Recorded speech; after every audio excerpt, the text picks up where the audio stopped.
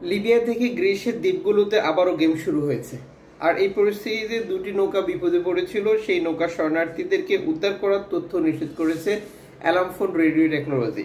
এর আগে বিপদগ্রস্ত নৌকা শরণার্থীরা তাদের উদ্ধারের জন্য বা সহযোগিতার জন্য এনজিও সংস্থাটির সাথে যোগাযোগ করে। এনজিও সংস্থাটি পরিস্থিতির বার্তা প্রচার করার পর গ্রিস কোস্টগার্ড এগিয়ে আসে, যা নিঃসন্দেহে বিশাল একটি সুখবর। কারণ গ্রিস কোস্টগার্ডের বিরুদ্ধে বহু অভিযোগ আমরা 2020 সালের পর থেকেই দেখে আসছি।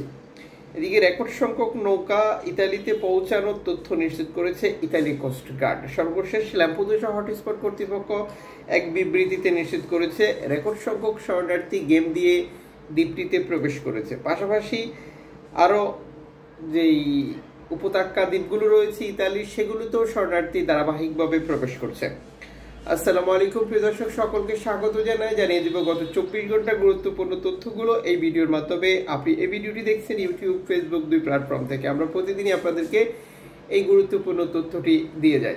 চ্যানেলটি সাবস্ক্রাইব করে ফেসবুক পেজটি ফলো করে যুক্ত থাকলে আমাদের প্রতিদিনের ভিডিও আপনি প্রতিদিন দেখতে পান। অক্টোবর মাসের 21 তারিখ আপনি কোন দেশ থেকে এই ভিডিওতে যুক্ত হয়েছেন তা কমেন্টস করবেন, ইনশাআল্লাহ আপনার কমেন্টসে রিপ্লাই করবো আমরা। গত কয়েকদিনই ভূমধ্যসাগরে 7361 জন শরণার্থী, যেটা ইতালির সিসিলিতে পৌঁছানোর নতুন একটি রেকর্ড দেখিয়েছে ইতালি কর্তৃপক্ষ, যা অর্ধেকেরও বেশি, যেটা 53.4% হিসেবে উল্লেখ করা হয়েছে। যেখানে তিউনিসিয়া থেকে শরণার্থী ইতালিতে আসা কমে গিয়েছে, আর এরপরে যেটা দীর্ঘদিন কেটে গেছে। মূলত তিউনিসিয়ার সরকার ব্যবস্থাপনাকে সম্পূর্ণ নিয়ন্ত্রণে নিয়েছে ইউরোপীয় ইউনিয়ন এবং ইতালি, যার মূল উদ্দেশ্য হচ্ছে তিউনিসিয়ার স্পাক্স থেকে ইতালি দ্বীপ ল্যাম্পেদুসা হটস্পটে যেতে কিছু সময় লাগে।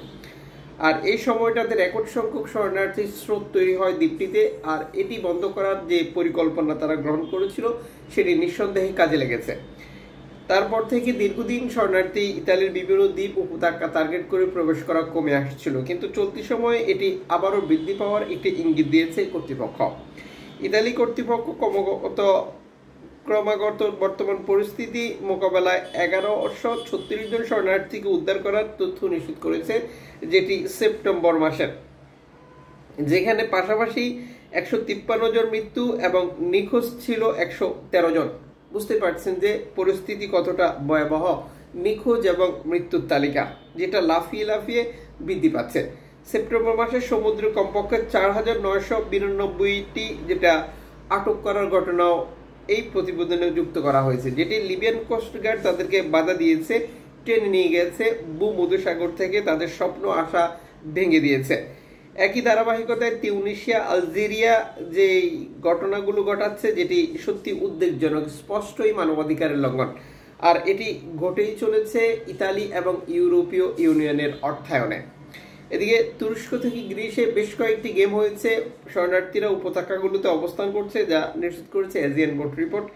একই অবস্থায় ল্যাম্পেদুসা হটস্পটে শরণার্থী প্রবেশের তথ্য নিশ্চিত করেছে কর্তৃপক্ষ, এবং আফ্রিকার দেশগুলো থেকেও স্পেনে ধারাবাহিকভাবে শরণার্থী আসার বিষয়টিও নিশ্চিত করা হয়েছে।